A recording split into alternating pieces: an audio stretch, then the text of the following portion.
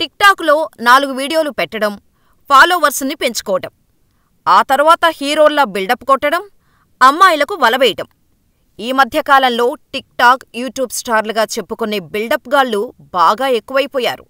Social మీడియాలో వచ్చిన క్రేజ్ని, నేమ్ని, ఫేమ్ని ఎలా ఉపయోగించుకోవాలో తెలియకపోతే ప్రతి ఒక్కరి జీవితం ఫన్ బకెట్ భార్గవ్ మాదిరిగానే తయారవుతోంది.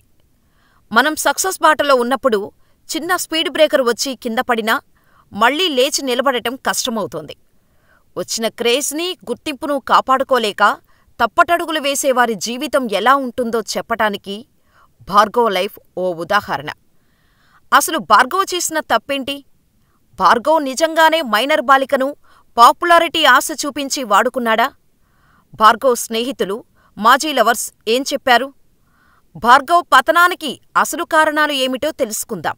భార్గవ్ చిప్పాడ ఒక సాధారణ రైల్వే గేట్ మ్యాన్ కొడుకు. టిక్టాక్ వీడియోల ద్వారా భార్గవ్ ఫేమస్ అయ్యాడు. ఆ తర్వాత ఫన్ బకెట్ అనే యూట్యూబ్ ఛానల్లో కామెడీ వీడియోలు చేస్తూ మంచి గుర్తింపు తెచ్చుకున్నాడు. 2021కి ముందు భార్గవ్ చిప్పాడ ఒక సెన్సేషన్. ఒక దశలో 43 లక్షల వ్యూయర్షిప్తో సౌత్ ఇండియాలోనే మొదటి ర్యాంకులో నిలిచాడు.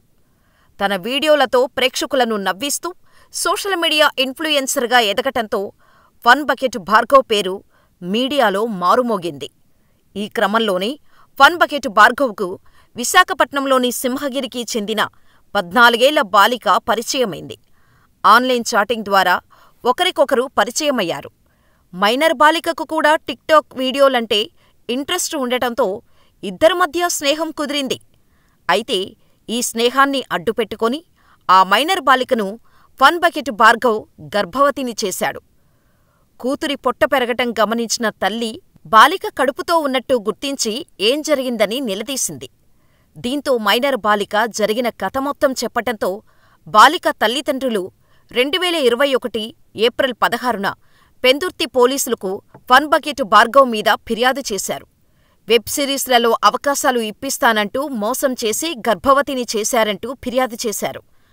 దీంతో పెందుర్తి పోలీసులు భార్గవ్పై పోక్సో చట్టం కింద కేసు నమోదు చేసి అరెస్ట్ చేశారు. అరెస్టయిన తర్వాత ఫన్ బకెట్ భార్గవ్ గురించి రోజుకొక కొత్త విషయం వెలుగులోకి వచ్చింది. అప్పటివరకు అతడి వీడియోలు చూసి సరదాగా నవ్వుకున్న జనాలే అతని మనస్తత్వం, చేసిన నీచపు పనులు తెలిసి అసహ్యించుకోవటం మొదలుపెట్టిన క్రమంలో భార్గవ్ బండారాన్ని అతని మాజీ లవర్స్ ఒక్కొక్కరూ బయటకు వచ్చి చెప్పటంతో భార్గవ్ నిజస్వరూపం బయటపడింది. వారు చెప్పిందేమిటో చూద్దాం. భార్గవ్కు అమ్మాయిల వల్లే పేరు ప్రఖ్యాతులు వచ్చినప్పటికీ వారిని కొంచెం కూడా గౌరవించడు. అతడొక పెద్ద వుమనైజర్. నేనే తోపు, చెడ్డ పనులు చేసినా నడుస్తుంది, ఇన్స్టాగ్రామ్లో బ్లూటిక్ ఉంది, సౌత్ ఇండియా సూపర్ స్టార్ని, నేనేం చేసినా ఎవరూ ఏమీ చేయలేరు అనే ఫీల్లో ఉంటాడు. అనుకున్నట్టు అమ్మాయి ట్రాప్ కాకపోతే సెంటిమెంటల్ బ్లాక్మెయిల్ చేస్తాడు. ఏడవటం, చేతులు కట్ చేసుకోవటం, దాన్ని వీడియోలు చేయటం అంతా పబ్లిసిటీ స్టంట్. ఇదంతా యాక్టింగ్. ఎమోషనల్ బ్లాక్మెయిల్ చేస్తాడు. రేప్ సినిమాలు చూస్తాడు. పెద్ద వుమనైజర్. ఆ విషయాన్ని అంగీకరించడు. అతడి బాధితుల్లో ఓ వివాహిత కూడా ఉంది. ఎన్నో పాపాలు చేశాడు.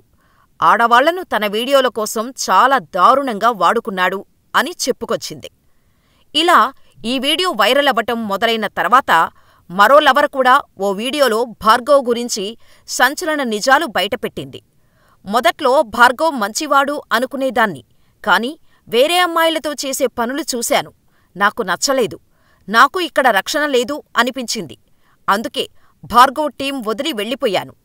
కెమెరా ముందు ఒకలా, కెమెరా వెనుక ఇంకొకలా ఉండేవాడు. తన యాటిట్యూడ్ నచ్చేది కాదు. అమ్మాయిలను అస్సలు గౌరవించడు అని చెప్పటం. ఆ తర్వాత భార్గవ్తో పనిచేసిన స్నేహితులు కూడా అతడు ఎలాంటివాడో చెప్పుకొచ్చారు. మా మధ్య గొడవలు లేవు కాని ఆ మధ్య మమ్మల్నందర్నీ రూంలో నుంచి వెళ్ళిపొమ్మన్నాడు. సింగిల్గా ఉంటాను, ఎవరూ వద్దు అని చెప్పేశాడు. మేం పెద్దగా పట్టించుకోలేదు. కాని మళ్ళీ మళ్ళీ అదే చెప్పాడు. అందుకని అంతా వెళ్ళిపోయాం. మేం వెళ్ళిన తర్వాత భార్గవ్ రూంలో సింగిల్గా మాత్రం లేడు. గతంలో భార్గవ్కు ఓ లవర్ ఉండేది. ఆమె కోసం చేయి కోసుకున్నాడు. తర్వాత వచ్చిన ఇంకో అమ్మాయి కోసం కూడా కోసుకున్నాడు. చాలాసార్లు ఇలాగే చేసేవాడు. అన్నం తిన్నంత ఈజీగా చేయి కోసుకుంటాడు. ఎందుకిలా చేస్తున్నావ్ అని అడిగితే ఎక్కువ చేస్తాడు. అందుకని దాన్ని పట్టించుకునేవాళ్లమే కాదు. ఇలా భార్గవ్ స్నేహితులు, మాజీ లవర్స్ భార్గవ్ గురించి ఎన్నో షాకింగ్ విషయాలు బయటపెట్టారు. ఇదిలా ఉంటే కొన్ని రోజులకు భార్గవ్ బెయిలుపై విడుదలయ్యాడు. వెంటనే మళ్లీ రెచ్చిపోతూ తన సోషల్ మీడియా ఖాతాల్లో అనూహ్య పోస్టులు పెట్టాడు. రేప్ కేసు సహా తనపై వేధింపుల ఆరోపణలు చేసిన బాధిత అమ్మాయిలను, వారి ఫ్యామిలీలను ఉద్దేశించి భార్గవ్ అనుచిత వ్యాఖ్యలు చేస్తూ ఓ వీడియో రిలీజ్ చేశాడు.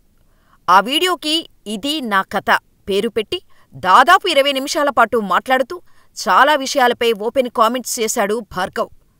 చిన్నప్పటినుంచి చదువులో ఎప్పుడూ ముందుండేవాడిని. కానీ కొన్ని కారణాల వలన చదువుకు దూరమయ్యాను. ఆ తర్వాత మెల్లగా వీడియోలు చేస్తూ నా టాలెంట్ నిరూపించుకున్నాను. కెరీర్ పీక్ స్టేజ్లో ఉన్నప్పుడు నెలకు 8 లక్షల రూపాయలు సంపాదించేవాడిని. కానీ డబ్బు వెనకేసుకోలేకపోయాను. ఇప్పుడు ఆ జాబ్స్ అన్నీ పోయాయి. నా మీద నడుస్తున్న ప్రచారమంతా నిజం కాదు. ప్రస్తుతం కేసు కోర్టులో నడుస్తోంది. కాబట్టి ఇంతకుమించి ఏం చెప్పలేను.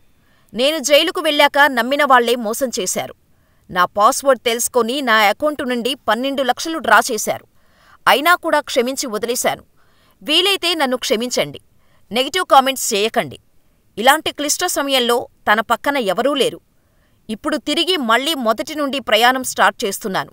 మీ సపోర్టు కావాలని కన్నీరు పెట్టుకుంటూ కోరాడు. ఆ తర్వాత భార్గవ్ మళ్లీ ఓ యూట్యూబ్ ఛానల్కి ఓ ఇంటర్వ్యూ ఇచ్చాడు. ఈ ఇంటర్వ్యూలో బాలికను రేప్ చేసి జైలుకు వెళ్లటంపై స్పందిస్తూ, మీడియాలో నా గురించి ఏం వచ్చిందో నాకు తెలీదు. నేను స్పాట్లో దొరికానని అంటున్నారు. నేను స్పాట్లో దొరకలేదు. ఇంట్లోనే ఉన్నాను. పోలీసులు వచ్చి నా కారు దగ్గర ఫోటోలు తీసుకున్నారు. నా ఫోను, ల్యాప్టాపు, కెమెరా అన్నీ తీసుకున్నారు. ఇప్పుడు నా ల్యాప్టాప్తో పాటు కెమెరా కూడా ఇచ్చేశారు. అసలు ఇదంతా పెద్ద న్యూస్ ఎందుకైందో నాకు తెలీదు. అసలు విషయం బయటకు రావటానికి కొంచెం టైం పడుతుంది. ఏమైంది అని వచ్చి నన్నడిగితే నేను చెప్పేవాడిని. ఇష్టం వచ్చినట్టుగా నా గురించి మాట్లాడుకుంటుంటే దారుణంగా కామెంట్స్ చేస్తున్నారు. ఇవన్నీ చూస్తుంటే నాకు శ్రీరామదాసు సినిమాలో సీన్ గుర్తుకొస్తుంది. ఐసు చేతులు మారేసరికి మొత్తం కరిగిపోయిద్ది. నా విషయంలో కూడా స్క్రీన్ ప్లే మొత్తం రివర్స్ అయినట్టుంది. ఈ విషయాన్ని నెగిటివ్గా ఎందుకు చూపించారో తెలియదు. నేను మైనర్ బాలికను రేప్ చేశాననే విషయం నిజం కాదు. కోర్టులో కేసు నడుస్తుంది. నిజానిజాలు తెలుస్తాయి. నాకు తొందరగా బెయిలొచ్చిందంటే సెక్షన్ల గురించి ప్రత్యేకంగా చెప్పాల్సిన పనిలేదు. నాకివేం తెలియవు. కానీ మా లాయర్ కూడా ఇదే అన్నారు. మనకు తొందరగా బెయిలొచ్చేసింది, వెళ్ళి హ్యాపీగా ఉండు అని. నా మీద పెట్టిన సెక్షన్ల గురించి కోర్టులో తెలుస్తోంది. నా మీద తప్పుడు కేసు పెట్టారని నేను చెప్పగలను. కానీ నా మీద నెగిటివ్ ప్రచారమైతే చాలా ఉంది. నేనిప్పుడు చాలా హ్యాపీగా ఉన్నాను. బెయిలొచ్చింది. ఫ్యామిలీతో గడుపుతున్నాను.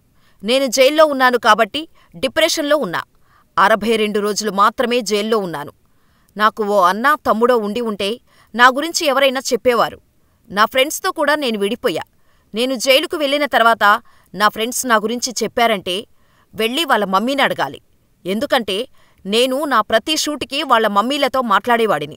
నా గురించి వాళ్లకు తెలుసు. వాళ్ళు నాతో చాలా క్లోజ్గా ఉంటారు. నేను జైలు నుంచి బయటకు వచ్చిన తర్వాత అంతకుముందు నా టీంలో పనిచేసిన వాళ్ల మమ్మీ నా బుగ్గలు పట్టుకొని "నీకు మేమంతా ఉన్నాం నాన్నా" అని అన్నారు. ఎందుకంటే వాళ్లకు భార్గవ్ అంటే ఏంటో తెలుసు. ఇప్పుడు కూడా నిజమేంటో తెలుస్తోంది. నన్ను జైల్లో కొట్టారని అంటున్నారు. నన్నెందుకు కొడతారు?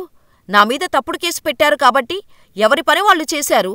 నా కేసు విషయంలో జడ్జిగారు జడ్జిమెంట్ ఇచ్చిన తర్వాత అప్పుడు దీని గురించి మాట్లాడతాను. నన్ను అరెస్ట్ చేసినప్పుడు కానీ 62 రోజుల పాటు జైల్లో ఉండటం, ఇవన్నీ తలుచుకుంటే భయంగానే ఉంటుంది. నేను చిన్నప్పటినుంచి ఒంటరిగానే ఉన్నాను. కోర్టు నుంచి తీసుకొని వెళ్లేటప్పుడు అయితే ఏడ్చేశాను. 4 గోడల మధ్య ఉండిపోవటం తట్టుకోలేకపోయా. బేసిక్గా నాకు ఏడుపంటే ఇష్టం.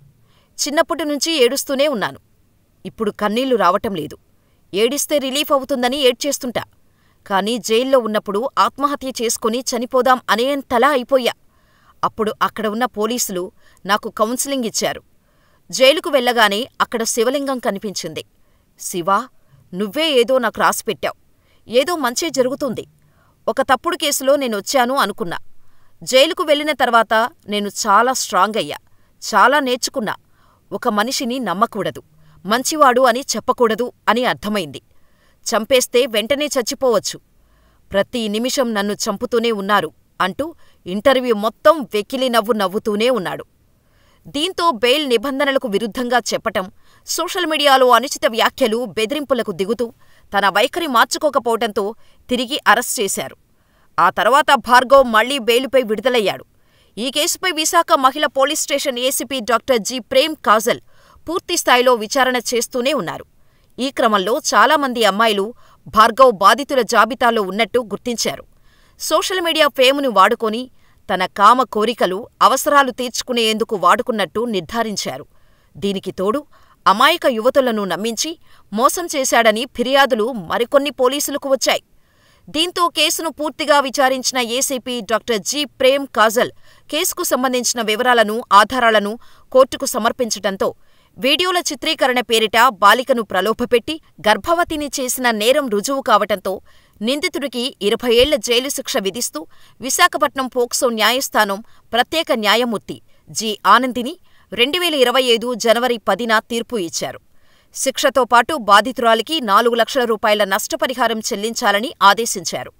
దీంతో ఈ కేసులో బెయిల్ మీద ఉన్న భార్గవ్ ఇప్పుడు మళ్లీ జైలుకు వెళ్లాల్సిన పరిస్థితులు ఉన్నాయి. అయితే విశాఖపట్నం పోక్సో కోర్టు తీర్పుపై భార్గవ్ హైకోర్టును ఆశ్రయించే అవకాశం ఉన్నట్టు తెలుస్తోంది. ఫైనల్గా భార్గవ్ కేసును చూస్తే మనకొకటి బాగా అర్థమవుతోంది. క్రమశిక్షణతో చేసే పని పట్ల శ్రద్ధ, భక్తి, అంకితభావం లేకపోతే ఎంత టాలెంట్ ఉన్నా, లక్కు కలిసి వచ్చినా కెరీర్లో ముందుకు సాగలేరు. యూట్యూబ్లో స్టార్లయ్యేందుకు ఎంతో కష్టపడి short films, web series, TikTok వీడియోలు, షార్ట్స్ ఇలా చేసుకుంటూ అంచెలంచెలుగా పేరు సంపాదించుకొని తెచ్చుకున్న క్రేజ్ని తప్పుగా వాడుకుంటే ఏం జరుగుతుందో చెప్పటానికి ఫన్ బకెట్ భార్గవ్ లైఫ్ ఒక ఉదాహరణ.